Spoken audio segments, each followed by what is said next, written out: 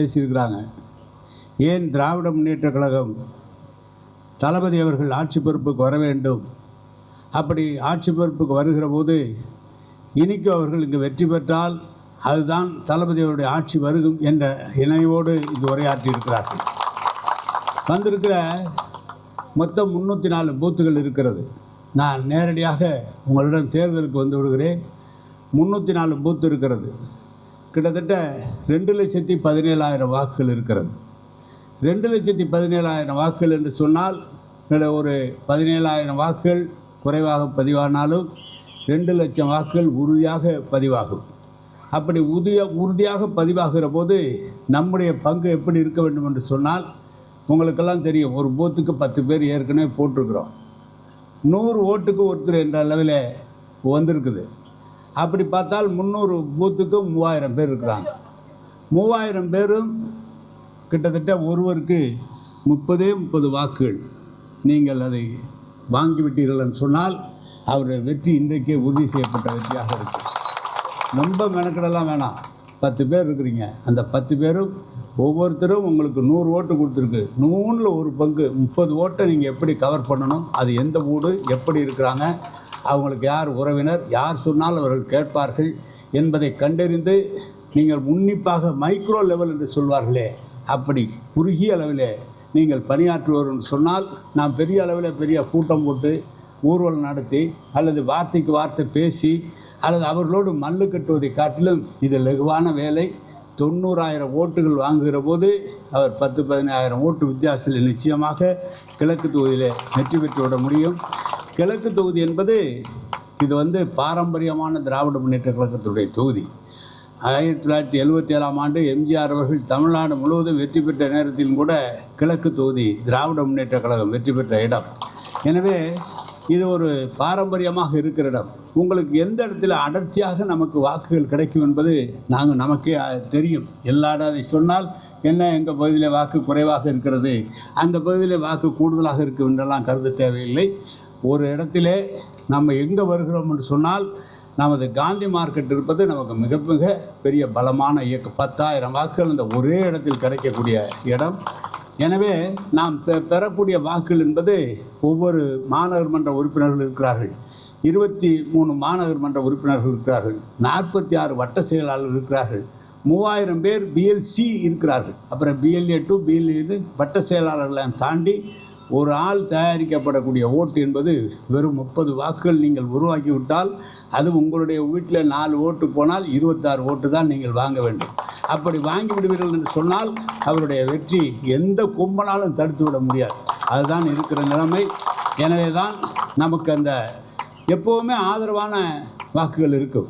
பொதுவாக நமக்கு எடுத்த உடனே பார்த்தீங்கன்னா 50,000 வாக்குகள் நமக்கு வந்துவிடும். பாக்கி 40,000 இன்னும் குறுக போனால் சொன்னால் 50,000 வாக்குகள் இயற்கையாக வந்துவிடும். 40,000 வாக்குகள் நமக்கு ஆதரவாக இருக்க வேண்டும். அவர்களை அழைத்து வாக்கு சேகரிக்கிற வேலை தான் நம்முடைய வேலையாக இருக்கும். இதை தான் நுணுக்கமாக முதலில் நாம் 77 எம்ஜிஆர் எதிர்த்து செய்கிற போது இளைஞரணி, அன்றைக்கு இருக்கிற இளைஞரணி செயலாளர் தளபதி அவர்கள் இளைஞரணியை தட்டி இப்படி தான் வேலை வாங்கினார். அந்த நிலையில் கிழக்கு தொகுதி என்பது கொஞ்சம் பாடுபட்டு தான் ஆக வேண்டும். கிழக்கு தொகுதியில் ஒரு பக்கம் ஒரு பெரிய கல்லூரியினுடைய அவருடைய ஓனராக இருக்கிறார், கல்லூரியுடைய அவர் சொந்தமாக கல்லூரி வைத்திருக்கிறார். ஒரு பக்கம் பெரிய அளவிலே பணம் வைத்திருக்கக்கூடிய நடிகர் வருகிறார். ஒரு பக்கம் நம்முடைய கிறிஸ்தவ சமுதாயத்திற்காக உழைத்து கொண்டிருக்கிற ஒருவர், உங்களிடம் சாதாரணமான ஒருவர் உங்களோடு வருகிறார்கள். அவர்களுக்கு தேவையான எல்லா உதவியும் நாங்கள் தளபதி அவர்கள் ஆணையிட்டிருக்கிறார்கள். அவர்களுக்கு நமது அமைச்சர் அவர்கள் மூலமாக அனைத்தும் அவர்களுக்கு கிடைக்கும். எனவே வந்திருக்கிற நம்முடைய வட்ட செயலாளர்களும் மற்றவர்களும் செய்ய வேண்டிய பணி இதுதான். வாதாட வேண்டியதில்லை, போராட வேண்டியதில்லை, ஊர்வலம் நடத்த வேண்டியதில்லை, எதுவும் செய்ய வேண்டியதில்லை. அந்த வாக்குகள், குறிப்பிட்ட அந்த வாக்குகளை நீங்கள் பேக்கெட் பண்ணிவிட்டுன்னு சொன்னால் கிட்டத்தட்ட இதை செய்தால் 1 லட்சம் வாக்குகள் வந்துவிடும். எனவே தான் ஏற்கனவே பெற்ற 50,000 வாக்குகள் என்பது இந்த முறையும் அந்த 50,000 வாக்குகள் வரும். இதை நுண்ணிய கணக்காக வட்ட செயலாளர்கள் பணியாற்ற வேண்டும். அப்படி பணியாற்றுவதை நம்முடைய அமைச்சர் அவர்கள் உறுதி செய்து கொள்ள வேண்டும் என்று உங்களை எல்லாம் அன்போடு கேட்டு, உழைப்போம், வெற்றி பெற வைப்போம், மீண்டும் தளபதி ஆட்சியை உருவாக்குவோம் என்று தோழமை கட்சியினுடைய அத்தனை பேருடைய ஒத்துழைப்போடு அனைவருக்கும் நன்றி சொல்லி விடைபெறுகிறேன். வணக்கம். பேசியிருக்கிறாங்க, ஏன் திராவிட முன்னேற்ற கழகம் தளபதி அவர்கள் ஆட்சி பொறுப்புக்கு வர வேண்டும், அப்படி ஆட்சி பொறுப்புக்கு வருகிற போது இனிக்கு அவர்கள் இங்கு வெற்றி பெற்றால் அதுதான் தளபதி அவருடைய ஆட்சி வருகும் என்ற இணைவோடு இது உரையாற்றியிருக்கிறார்கள். வந்திருக்கிற மொத்தம் 304 பூத்துகள் இருக்கிறது. நான் நேரடியாக உங்களிடம் தேர்தலுக்கு வந்து விடுகிறேன். 304 பூத்து இருக்கிறது. கிட்டத்தட்ட 2,17,000 வாக்குகள் இருக்கிறது. 2,17,000 வாக்குகள் என்று சொன்னால் ஒரு 17,000 வாக்குகள் குறைவாக பதிவானாலும் 2 லட்சம் வாக்குகள் உறுதியாக பதிவாகும். அப்படி உறுதியாக பதிவாகிற போது நம்முடைய பங்கு எப்படி இருக்க வேண்டும் என்று சொன்னால், உங்களுக்கெல்லாம் தெரியும், ஒரு பூத்துக்கு 10 பேர் ஏற்கனவே போட்டிருக்கிறோம். 100 ஓட்டுக்கு ஒருத்தர் என்ற அளவில் வந்திருக்குது. அப்படி பார்த்தால் 300 பூத்துக்கு 3000 பேர் இருக்கிறாங்க. 3000 பேரும் கிட்டத்தட்ட ஒருவருக்கு 30 வாக்குகள் நீங்கள் அதை வாங்கிவிட்டீர்கள் என்று சொன்னால் அவருடைய வெற்றி இன்றைக்கே உறுதி செய்யப்பட்ட வெற்றியாக இருக்கும். ரொம்ப மெனக்கடலாம் வேணாம். 10 பேர் இருக்கிறீங்க. அந்த 10 பேரும் ஒவ்வொருத்தரும் உங்களுக்கு 100 ஓட்டு கொடுத்துருக்கு. 100ல் ஒரு பங்கு 30 ஓட்டை நீங்கள் எப்படி கவர் பண்ணணும், அது எந்த ஊடு, எப்படி இருக்கிறாங்க, அவங்களுக்கு யார் உறவினர், யார் சொன்னால் அவர்கள் கேட்பார்கள் என்பதை கண்டறிந்து நீங்கள் உன்னிப்பாக மைக்ரோ லெவல் என்று சொல்வார்களே, அப்படி குறுகிய அளவில் நீங்கள் பணியாற்றுவோர் என்று சொன்னால், நாம் பெரிய அளவில் பெரிய கூட்டம் போட்டு ஊர்வலம் நடத்தி அல்லது வார்த்தைக்கு வார்த்தை பேசி அல்லது அவர்களோடு மல்லு கட்டுவதை காட்டிலும் இது லகுவான வேலை. 90,000 ஓட்டுகள் வாங்குகிற போது அவர் 10-15,000 ஓட்டு வித்தியாசத்தில் நிச்சயமாக கிழக்கு தொகுதியில் வெற்றி பெற்றுவிட முடியும். கிழக்கு தொகுதி என்பது இது பாரம்பரியமான திராவிட முன்னேற்ற கழகத்துடைய தொகுதி. 1977ஆம் ஆண்டு எம்ஜிஆர் அவர்கள் தமிழ்நாடு முழுவதும் வெற்றி பெற்ற நேரத்திலும் கூட கிழக்கு தொகுதி திராவிட முன்னேற்ற கழகம் வெற்றி பெற்ற இடம். எனவே இது ஒரு பாரம்பரியமாக இருக்கிற இடம்.